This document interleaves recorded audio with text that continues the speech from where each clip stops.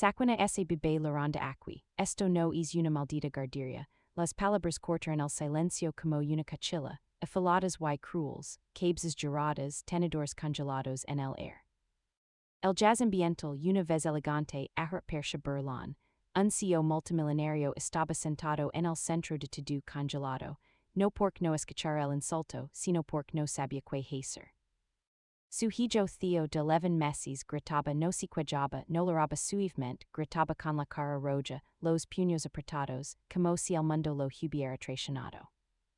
Richard Langston, un hombre con una fortuna de 3.8 millones de dólares, según Forbes, que había negociado fusions, aplastado salas de juntas y desmantelado imperios con la mirada. Ahora percha un hombre acorralado. Su trade de diseñador no podía ocultar el sudor que se acumulaba cerca de su culo, la sala llena de lo mejor de Manhattan comenzó a vibrar con juicio, lo intento todo. Un chupit un biberon la ayuda de su asistente, nada funcionó, y ahora su noche se estaba convirtiendo en una pesadilla de relaciones públicas, hasta que ella entró. Desde detrás de la cortina de terciopelo, que separaba el comedor de la cocina, una joven camarera negra dio un paso adelante.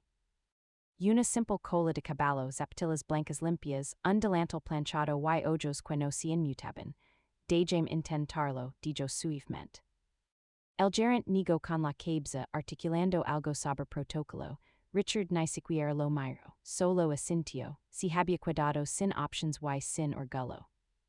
Ella se acercó con los brazos abiertos, la voz suave como una canción de cuna, y en segundos silencio, no del tipo incómodo, no del tipo forzado, el tipo de silencio que se siente como paz. El tipo que nadie podía comprar, algunos miraban con incredulidad. Otros susurraban, sorprendidos de que la única persona que se suponía que no importaba se convirtiera en la más importante de la sala. Esto no era solo un momento, era el comienzo de algo más grande. Una historia no sobre riqueza, sino sobre gracia, no sobre ruido, sino sobre presencia. Esta es una historia negra que vale la pena recordar. Y querrás quedar hasta el final porque lo que pasó después cambió más que una sola noche. Amara Johnson no debía estar en el piso esa noche. Su turno fue en cambio del último minuto.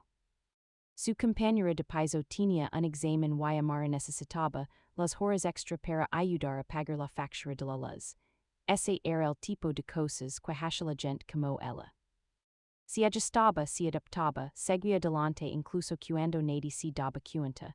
A los 23 años, Amara vivía en un modesto tercer piso sin ascensor en Brooklyn, dividida entre tres compañeras de piso.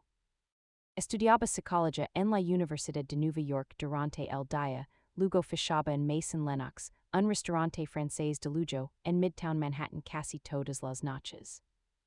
No le gustaba servir comida cara a gente que rara vez la miraba a los ojos, pero la compensaba, y estaba acostumbrada a las miradas dubitativas. La gente solía asumir que solo estaba allí para reventar mesas o limpiar baños. No por como actuaba, sino por quien era, una joven negra que trabajaba en un lugar donde el personal de pesas no solía perderse ella. Amara se había acostumbrado a las microagresiones, a las sonrisas que no eran realmente sonrisas, a las miradas de pudo hablar con alguien más. A como los clientes a veces la saludaban con la mano, como si fuera invisible hasta que necesitaban algo.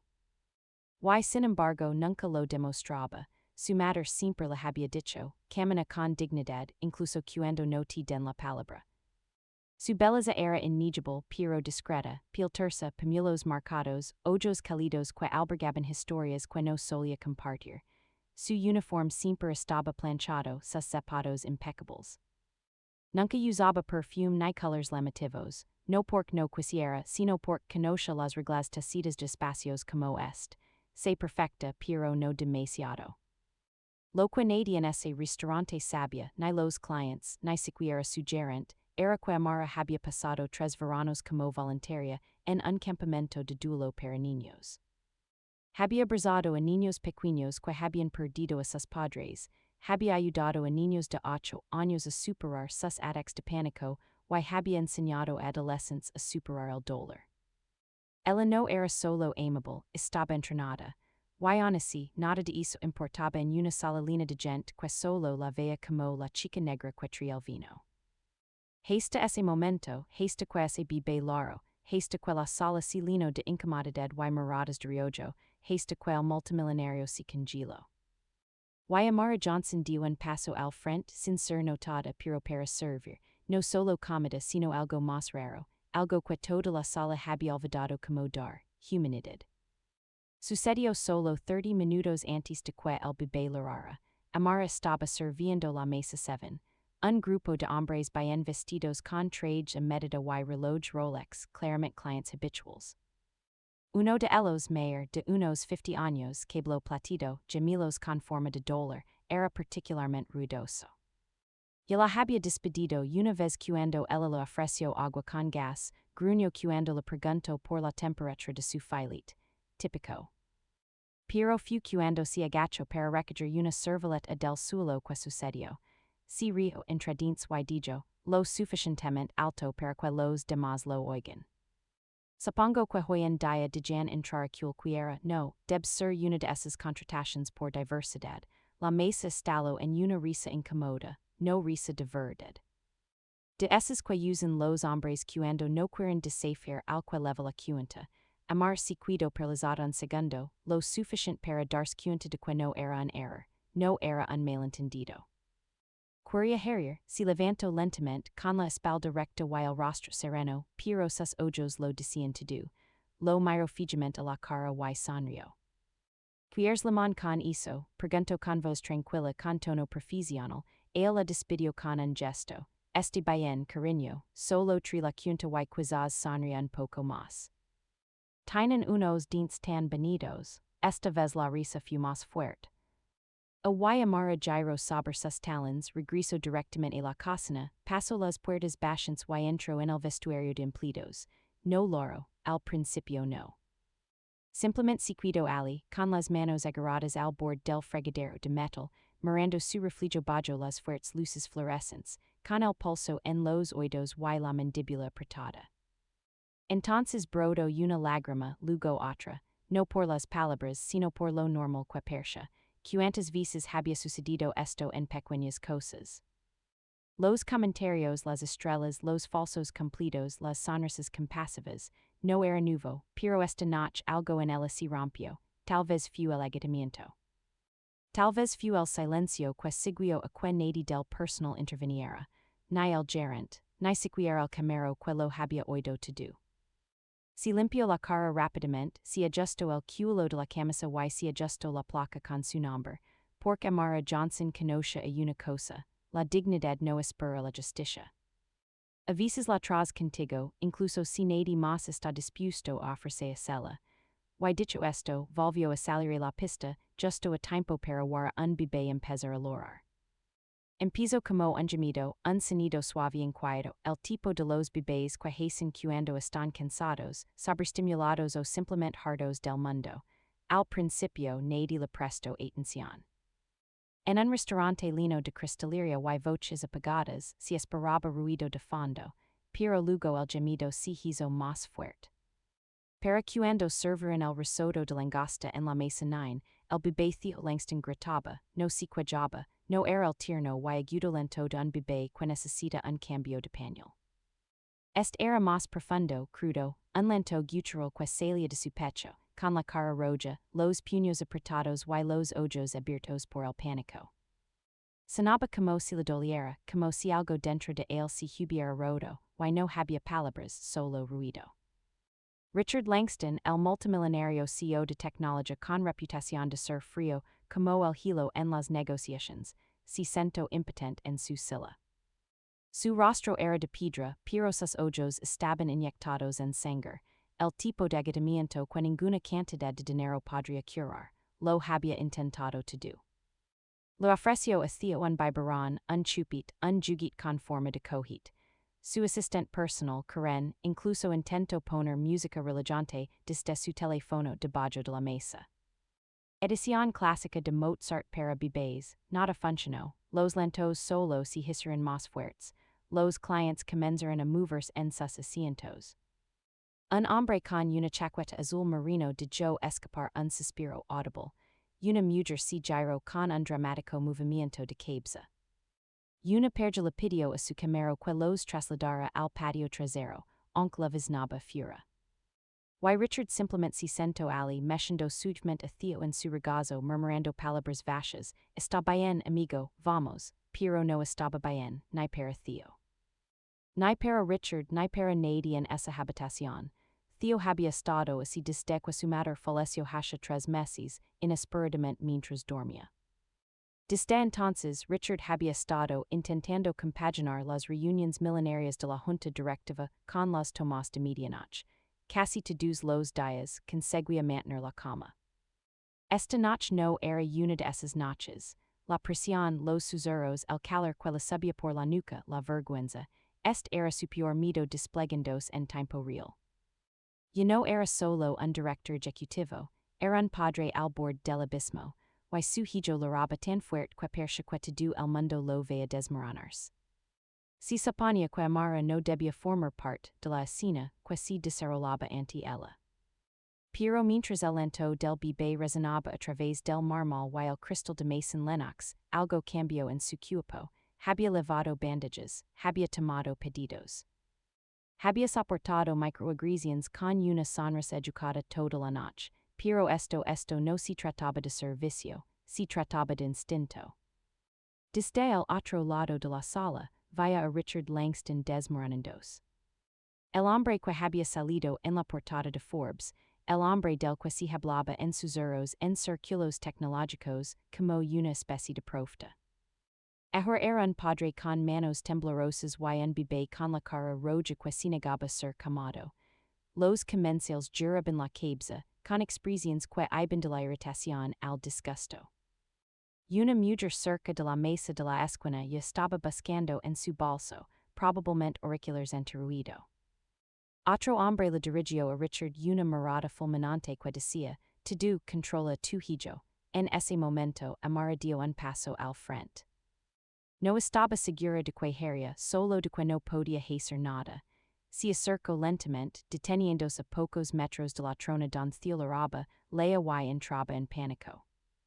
Déjame intentarlo, dijo en voz baja y apenas un susurro. Troy el gerente del restaurante se puso rígido en la barra. Amara ese no es tu lugar, murmuró visiblemente nervioso. Esta no es tu mesa. Ese es, Langston, no podemos arriscarnos, pero Richard levantó la vista. Y en sus ojos Amara no vaya poder, no vaya estatus, vaya un hombre pidiendo ayuda en silencio. Él asintió levemente. Ella dio un paso adelante, erdelindos junto a Theo, no emitió ningún sonido, ni balbucios ni movimientos repentinos, solo presencia, sus brazos extendidos ofreciendo consuelo no control. Para incredulidad de todos, Theo se inclinó. Ella lo levantó con cuidado, apoyando su cabeza en su hombro, apretándolo al ritmo de su respiración. Sus brazos lo rodaron, no como un extraño, sino como alguien que entendía el dolor y no hace preguntas al respecto. En segundos el ruido cesó. Los gritos se desvanecieron en unos pocos hipos temblorosos. Luego un silencio denso y reverente, la sala quedó atónita, forks hizo una pausa. Las conversaciones se congelaron a mitad de phrase. Durante unos segundos, incluso la música pareció contener la respiración. Y en medio de todo, Amara se quedó quieta, meshendo un. El bebé del multimillonario como si fuera suyo. No sonrió, no se regateó, simplemente lo abrazó, porque a veces lo más radical que se puede hacer en un mundo lleno de ruido es preocuparse. El silencio que siguió no fue el tipo de silencio que la gente celebra. Fue el que hizo que la gente se revolviera en sus asientos, sin saber qué decir o cómo sentarse. Algunos invitados murmuran con asombro, sus expresiones se suavizaron al ver al bebé derretirse en los brazos de Amara como si la conociera de toda la vida. Otros no ocultaron su incomodidad no por el bebé, sino por quien lo había silenciado. A nadie se le escapó que Amara era una joven negra que sostenía al bebé de uno de los directores ejecutivos blancos más ricos de Estados Unidos. Y ese contraste, esa imagen inesperada, provocó reacciones que poco tenían que ver con el bebé. En la mesa 7, el mismo hombre que había insultado amar antes si recosto en su silla y murmuró en voz baja. Por supuesto, los niños siempre se comoven por la ayuda. Sus amigos se riran no porque fuera gracioso, sino porque nadie quería ser él, una cuando lo hizo, una mujer con un vestido de seda le susurró a su marido, debió de haber sido Negra antes. Ese tipo de contacto no surge la nada, su vacío lo justo per quella oirin y no perció importarlo, luego hubo otros. Al fondo de la sala, una joven perja intercambió miradas, visiblemente conmovida. La mujer sacó su teléfono, grabando claramente no para kismir, sino porque en sus palabras, esta es la clase de gracia que la gente necesita ver. Incluso el jefe de cocina, que nunca había hablado directamente con Amara en 6 meses trabajando allí, salió de la cocina para observar. Su expresión era indescifrable. El gerente, Troy, se quedó paralizado, con las manos sobre la encimera y los labios apretados. Sabía que ese momento no iba a desaparecer. Le gustara o no, algo importante acababa de suceder y todos lo sabían. Amara no respondió a nada, no pensaba en opinions ni en susurros, ni en si alguien la publicaría en TikTok, toda su atención. Era el cupo pequeño y cálido que descansaba sobre su hombro. Mishia suavemente Theo, dando palmaditas en la espalda con una mano y abrazándolo con la otra como un ancla. No necesitaba aplausos. No necesitaba validación, solo necesitaba que se sintiera seguro. Pero la sala estaba prendiendo algo quisiera o no, la gracia puede ser silenciosa, y la verdad, si nota aplaudas o no. Cuando el último bocado del póster se hubo acabado y la sala volvió a su habitual murmullo silencioso, Richard Langston se puso de pie. Se movió con cuidado, no con el paso rápido y autoritario de un hombre acostumbrado a ser seguido, sino con la cautela de quien camina sobre hilo delgado. Se acercó a Amara cerca de la gasolinera, donde ella estaba moviendo suavemente a Theo para mantenerlo dormido sobre su hombro. Se detuvo a unos metros y se aclaró la garganta, sin saber qué decir. Gracias, dijo finalmente, Amara no se giró de inmediato, ajustó la posición de Theo, asegurándose de que su pequeña cabeza estuviera apiada antes de responder. De nada. Hubo una pausa no incómodo, simplemente real, cargado de cosas que ninguno de los dos sabía cómo expresar con palabras. Leva 3 meses desaparecida, dijo Richard en voz baja, casi para sí mismo. Su madre ha sido duro, Amara sintió, lo siento, una pérdida así no sigue un horario, la miró entonces. Realmente no persia un multimillonario evaluando un camero, sino un hombre que se fija en la persona detrás del uniforme. ¿Cómo te llamas? Preguntó. Amara, dijo ella, significa gracia. Richard asintió lentamente, como si eso explicara algo que no había entendido hasta ahora. Miró a Theo, ahora completamente inmóvil en los brazos de Amara, con la respiración lenta y regular. Lo comest como nadie más lo ha hecho, dijo Richard, con un dejo de asombro en su voz. Ni siquiera yo, no hice nada especial, dijo ella, pero había calidez en su tono, solo lo abracé. A veces respondió, eso es todo, otra cosa, más cómoda esta vez, Amara finalmente lo miró a los ojos no con desafío no con miedo, sino con presencia firme. Los niños no necesitan mucho, dijo. Solo necesitan saber que alguien no se va a ir cuando hay ruido. Richard parpadeó. Esa frase le impactó más de lo esperado. No estoy seguro de ser muy bueno en esto, admitió. Nadie lo es, respondió Amara. Al principio no, pero un hombre que había dominado las salas con palabras, esta noche se mantuvo en silencio la mayor parte del tiempo, y tal vez ese fue el primer paso. No hablar a pesar del dolor, sino escucharlo. Y esta noche, por primera vez en mucho tiempo, alguien también lo escuchó. Esa noche, después de que el restaurante se vaciara y se apilaran los últimos cubiertos, Amara se quedó hasta tarde para terminar las tareas de cierre. Theo hace tiempo que había regresado a los brazos de Richard, durmiendo profundamente, todavía aferrado a la manga del uniforme de Amara hasta el último segundo. Ella no esperaba que esperara, pero lo hizo.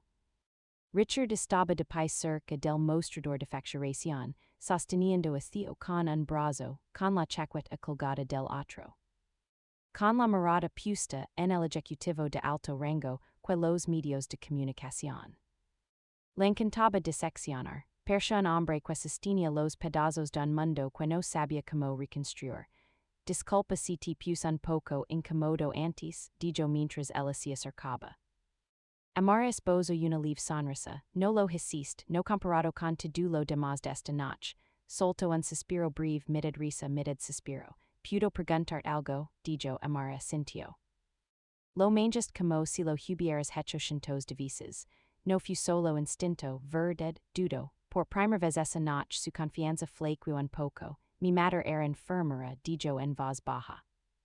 Trabajaba principalmente en cuidados paliativos. Por la noche cuidaba los niños de nuestro edificio. Muchos tenían padres que trabajaban doble turno o no volvían a casa. Hizo una pausa con la mirada fija en una mancha en el suelo de mármol. Yo solía ayudarla. Aprendí pronto a sostener a un niño que lloraba. A respirar lo suficientemente lento como para que empezaran a respirar contigo. Richard no dijo nada. Falleció el año pasado. Amara añadió complications de la COVID. Para cuando la tomaran en serio ya era demasiado tarde. Richard apretó más hacia. Espero 6 horas en urgencias, continuó. Le dijeron que primero atenderían a alguien con seguro. No había amargura en su voz ni rabia, solo la verdad pura y simple. Lo siento mucho, dijo Richard en voz baja. Amar se encogió de hombros con suavidad. No tienes por qué sentirlo. La levo conmigo. Cada vez que ayudó a alguien a respirar de nuevo. No pretendía ser profundo, pero impactó a Richard más fuerte que cualquier discurso clave que hubiera escuchado. En su silenciosa fuerza, vaya todo lo que se había estado perdiendo, no solo en la crianza sino en la vida. Y por primera vez en meses, el dolor en su pecho se sintió un poco más ligero. A la mañana siguiente, Richard Langston hizo una llamada que lo sorprendió incluso a él mismo. Apenas había dormido. Theo se había despertado 2 veces durante la noche, inquieto, buscando el consuelo que había encontrado en los brazos de un extraño. Richard intentó replicarlo, el lento balanceo, la suave terraria. Amara nunca habló en voz alta, pero de alguna manera le hizo creerse que estaba a salvo, pero no pudo, no de la misma manera. Es que cayó el teléfono y llamó al restaurante. Troy el gerente respondió con su habitual tono educado. Mason Lennox les habla Troy, soy Richard Langston, dijo con claridad, me gustaría hablar con la joven que me ayudó anoche, Amara. Hubo una pausa lo suficientemente larga como para que Richard supiera exactamente qué pensaba al otro lado. Lo siento, señor, dijo finalmente Troy. No salimos dar la información de contacto de los empleados, pero con gusto le pasaré un mensaje. El tono de Richard no subió de tono, pero si se agudizó, no será necesario. Me gustaría ofrecerle un puesto, sí, como cuidador a tiempo completo de mi hijo. Troy volvió a guardar silencio, luego vino la actitud defensiva, con el debido respeto a Sar. Langston Amara forma parte de nuestra iniciativa de diversidad, es un miembro confiable del equipo, hemos, invertiste en entrenarla, y aún así, anoche intentaste impedir que me ayudara. Richard respondió porque no encajaba en tu imagen de la persona adecuada para ayudar, balbuceó Troy. Eso no es lo que yo. Richard lo interrumpió. Ella era la única en esa habitación que veía mi hijo como algo más que un problema, más que un ruido. Lo veía como una persona. Eso no es algo que se entrena. Es algo que se tiene o no se tiene. Troy se aclaró la garganta. Estoy seguro de que tomará la decisión que más le convenga. Y lo hizo, dijo Richard rotundamente. Anoche colgó, más tarde ese mismo día regresó al restaurante. No con sequito ni con seguridad, solo con Theo en un cachecito y un saber con una oferta formal, salario a tiempo completo, prestations. Horario flexible y ayuda para la matrícula si decidia seguir estudiando. Amara se cuidó atonita, no quiero apartar de nada, dijo Richard. Pero si me ayudas a criar a mi hijo, te prometo que nunca te trataré como menos que la persona que. Lo salvo, en ese momento, una línea que la sociedad había trazado por raza, clays y dinero se borró silencioso y decisivamente. 2 semanas después, Amara se encontraba en el ascensor privado de una torre de cristal con vistas a Central Park. Todavía con las mismas aptilas blancas, con las que había ido, al trabajo to dos los dias durante los últimos 2 años. Había aceptado la oferta de Richard tras una larga conversación con su compañera de piso y una discreta visita a la tumba de su madre. No dijo que sí por el dinero, aunque era más de lo que había ganado en toda su vida, dijo que sí por Theo, porque al sostener ese bebé, algo en su interior sentía una necesidad de propósito. El ático estaba en silencio cuando ligo, no hacía frío, simplemente quietud, no era el tipo de lugar donde los niños solían jugar, todo era blanco de cristal o gris, caro, inmaculado y vacío. Richard la recibió en la puerta sin ningún asistente a la vista, persia diferente no menos elegante pero sí menos reservado, lo ofreció café, ella lo rechazó, él sonrió. No de los que se usan en las salas de juntas, sino de verdad. Theo se arrastró por la alfombra de felpa, alcanzándola incluso antes de que se sentara. Causaste una gran impresión, dijo Richard, vindo a su hijo iluminarse. Él también, respondió Amara, sentando a Theo en su regazo como si fuera lo más natural del mundo. Los días siguientes marcaron un nuevo ritmo. Amara llenó correa de mesa en mesa, memorizando órdenes y escribiendo comentarios. Tenía un solo trabajo, cuidar a un niño que antes solo la conocía por una conexión de 5 minutos, pero era más que cuidado infantil. Richard empezó a llegar a casa más temprano. Le hacía preguntas sobre Theo que le gustaba como camarlo, se sentaba en el suelo, si relajó, observando como Amara le enseñaba a comprender a su propio hijo. Hablaban durante las siestas, a veces sobre paternidad, a veces sobre el duelo. Una tarde, Richard le preguntó que quería hacer después de graduarse, quiero abrir un centro, dijo. Para niños como Theo, los que pierden algo demasiado pronto y no saben cómo expresar lo que sienten, guardó silencio un momento y luego asintió, lo hermos realidad. Ella no entendía a qué nos referimos, pero en un ático en lo alto de la ciudad, con el suave sonido de, con un bebé respirando plácidamente en sus brazos, Amara se dio cuenta de algo. No acababa de aceptar un nuevo trabajo, había entrado en un lugar donde la sanación para todos finalmente era posible, al principio no hablaron de ello, en realidad no. El duelo tiene la costumbre de sentarse en silencio en un rincón, como un invitado que se queda más tiempo del debido. No exige atención pero siempre está ahí, remodelando el espacio que lo rodea.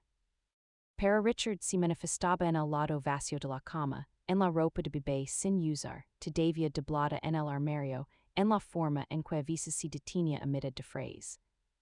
Como si un pensamiento se hubiera deslizado por un agujero que solo él podía sentir.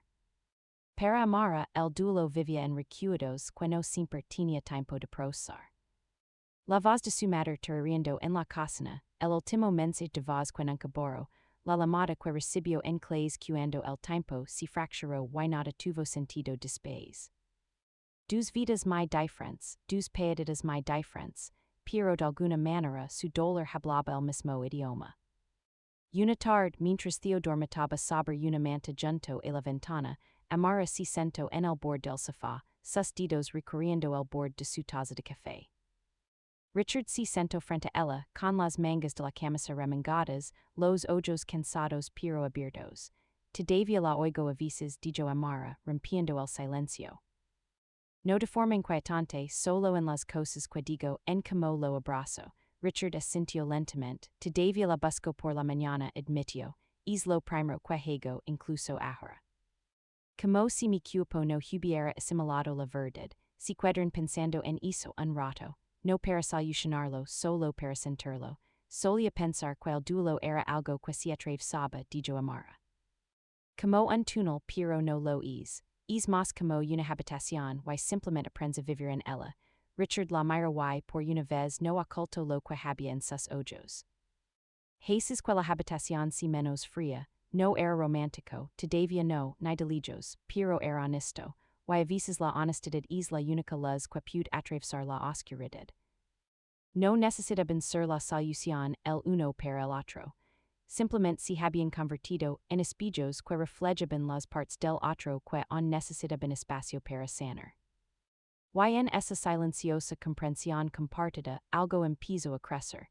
no amor, todavía no, sino confianza. La que surge al sobrevivir la misma tormenta y elegir, de alguna manera, permanecer juntos en el mismo barco, no sucedió de la noche a la mañana. No hubo una transformación dramática, ni música arrolladora ni un montage cinematográfico de sanación y sonrisas. Fue lento, suave, real. Amara continuó cuidando de sí no solo como un trabajo, sino como una vocación.